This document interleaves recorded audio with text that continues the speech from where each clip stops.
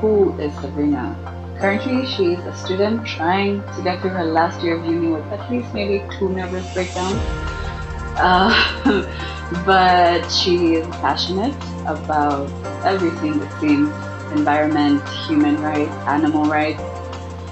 And she has just always been passionate about something her whole life, which just feels like a perfect fit.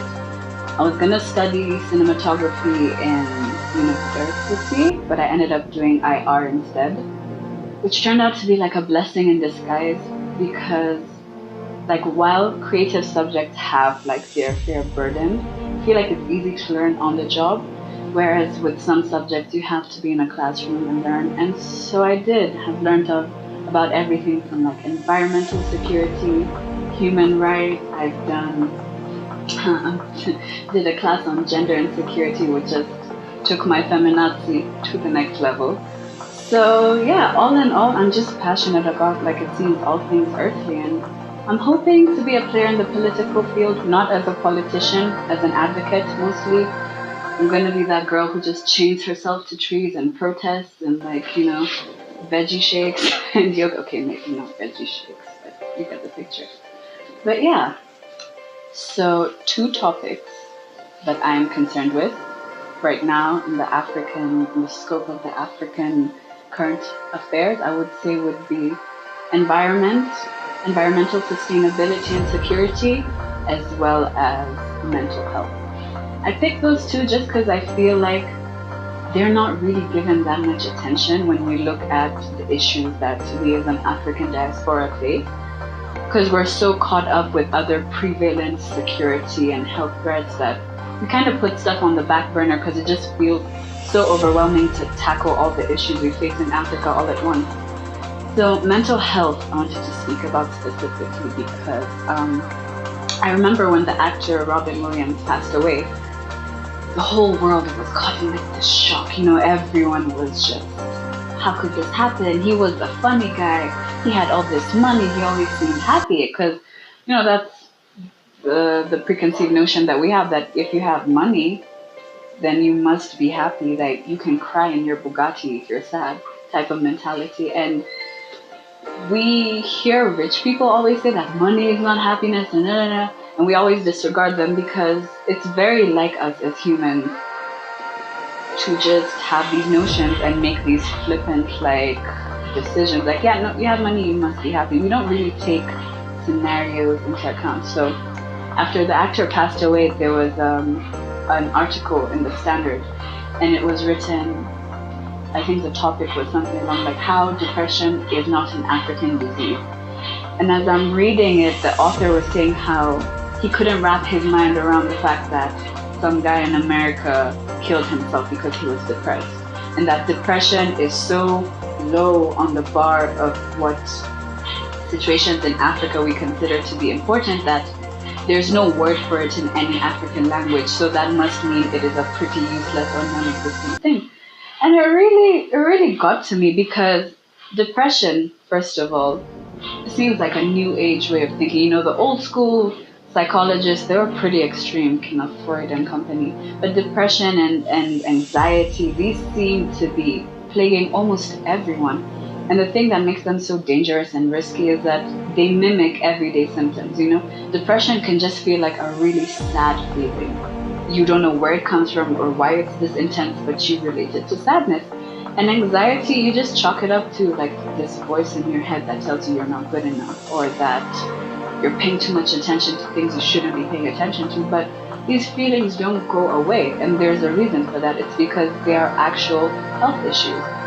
The same way, like, the thing about physical health is that it's visible. If I cut myself, you'll see my cut.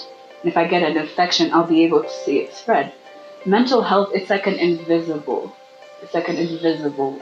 sort of illness. If you get that cut, so to speak, and the infection spreads, you don't see it. And because it's happening inside of you, you don't really pay attention to the signs and symptoms. It just feels like you're going about your day. And I feel like it's very dangerous to disregard these issues because we're always talking about them. So that must mean that they're here. You know what I mean? Can't just be all these people all across the world are just feeling the same feeling because they're this and that. So mental health in Kenya, actually, I found out that only 0.05% of our health budget goes to mental health. We have 80 psychiatrists, 30 clinical psychologists, 500 psychiatric nurses, and only half of them actually go into clinical psychology. And 70% of all the mental health facilities are all in Nairobi. So there's a lack of distribution of like healthcare across the country. There's a lack of an adequate number of professionals to take care of those with mental health. Not to mention the patients that we don't always admit patients to these hospitals if they need it. Sometimes they're told that they're just over exaggerating, or like they get a prescription and that's that, and some people may not feel comfortable talking to their families about the issues that they're struggling with, just because when you're being vulnerable to someone, how they react is really going to determine how you move forward. And if you are opening up to someone about something you're struggling with and they shut you down, you're going to never want to talk about it ever again. So you create this culture of people just bottling up their emotions and not really speaking on how they feel. And then eventually you get this generation of just broken people who don't really know how to deal with their problems, so they turn to alcohol and drugs, which is quite rapidly on the rise in Africa. I went to say so myself. And we, like I said, because we don't notice the mental anguish that we're going through, we don't think we're alcoholics, we just think we like to drink, but there's a reason for it. There's almost 9 out of 10 times, there's almost always a reason. And I'm not trying to say we're broken, but we are sick, And healing is possible. It's slow and it takes time, and it might be a generational thing. Like, we might not completely get rid of it now, but eventually we just have to start with acceptance, and then we can take the necessary steps and integrate that healing.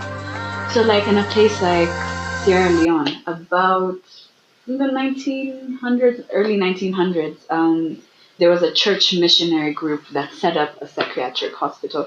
And it seemed like for an African state, that was like a milestone. That's like, whoa, we have like a hospital where people with mental health can go to, but that was about it. That's the most progress they've had. In South Africa, only 10% of mental health patients can actually get access to these facilities. In Kenya, slightly better, it's 25%, but that's still not that good. Right? So it's, add that. And not to mention mental health, it's not only depression or anxiety or psychosis or nervous breakdown. Sometimes it's neurological. So you can get like meningitis, for example, an illness that affects your neural system can actually cause psychosis in patients.